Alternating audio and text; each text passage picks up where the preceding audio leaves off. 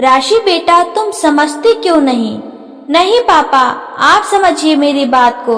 मैं दादी के बिना अपना जन्मदिन नहीं मनाऊंगी। अरे बेटा, समझा करो। होटल में पूरी तैयारी हो गई है तुम्हारे जन्मदिन की, और तुम अभी ये क्या लेके बैठी हो? पापा, होटल में तो हमारे साथ दादी भी चलेंगी। बेटा, तुम्हारी दादी को चलने में बहुत परेशानी होती है और खाना खाते समय कपड़े भी गंदा करती हैं। बेटा, तुम समझो, वहाँ सब मेरे बिजनेस एसोसिएशन के लोग आएंगे, अपने अपने परिवार के साथ, दोस्त रिश्तेदार सब आएंगे। अम्मा का इस तरह सब गंदा करना कैसा लगेगा? पापा, आप दादी की चिंता ना करिए, मैं उन्हें संभाल लूंगी। बस मैं दादी के बिना अपना जन्मदिन नहीं मनाऊंगी। पापा, आप, मम्मी, भैया, भाभी, हम पांचों उंगलियां जाएं और जिस पंजे ने हमें आज तक संभाले रखा उसे यहीं छोड़ दे। ये तो गलत है ना पापा? बिना पंजे के हम सब उंगलियां किसी काम की नहीं है। जब हम सब उस पंजे का साथ मजबूती से पकड़ेंगे तभी हम सब साथ रह पाएंगे और रिश्तों को प्यार दे पाएंगे। पापा प्लीज ना पापा, दादी को मैं गंदा नहीं करने दूंगी। बहुत जिद्दी हो तुम। ठीक है, तैयार हो जाओ सब जल्दी, समय जो हो रहा है पार्टी का। थैंक यू पापा, कहते हुए राशि खुद तैयार हुई। फिर दादी के कमरे में जाकर उनको डायपर पहनाया और उन्हें गुलाबी और सफेद रंग की साड़ी पहनाई। फिर उनके बाल बनाए और उन्हें अच्छे से तैयार करके बाहर जैसे ही लाई, सब दादी को देखकर हैरान रह गए। कितनी प्यारी लग रही है। आलोक की तो नजर ही नहीं हटी अपनी माँ से। आज उसकी माँ कितनी प्यारी लग रही है इस गुलाबी साड़ी में।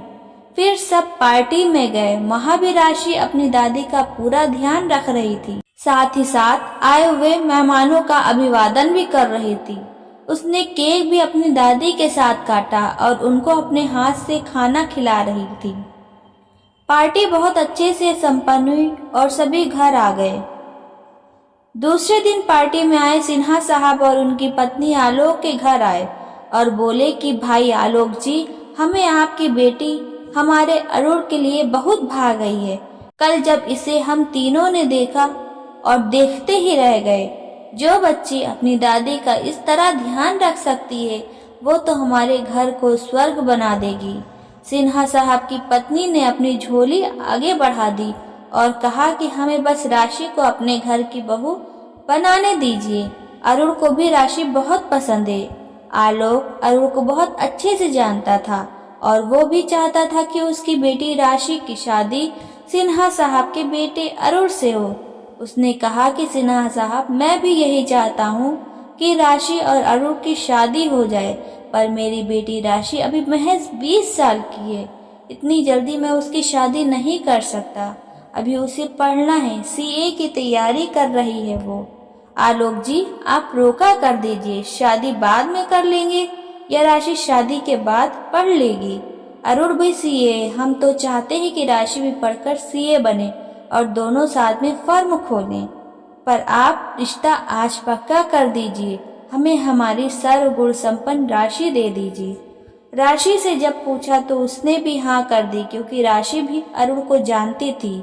जब रिश्ता पक्का हुआ और सब मेहमान चले गए अपने घर, तब आलोक अपनी माँ के कमरे में आ गया। उसकी माँ उसे देखकर बोली, क्या हुआ बेटा? तब वो अपनी माँ की गोदी में सर रख कर बोला, माँ मुझे माफ कर दो, मैं अपने काम के चक्कर में तुम्हारे पर कभी ध्यान ही नहीं दिया।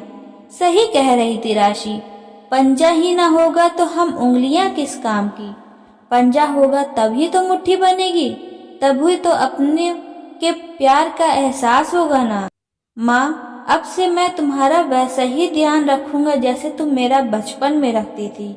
आज दोनों माँ बेटे बहुत समय तक गले रख कर रोए और बाहर दरवाजे पर खड़ी राशि अपने पापा और दादी के इस प्यार को देखकर अपनी खुशी के आंसू पोंछ रही थी।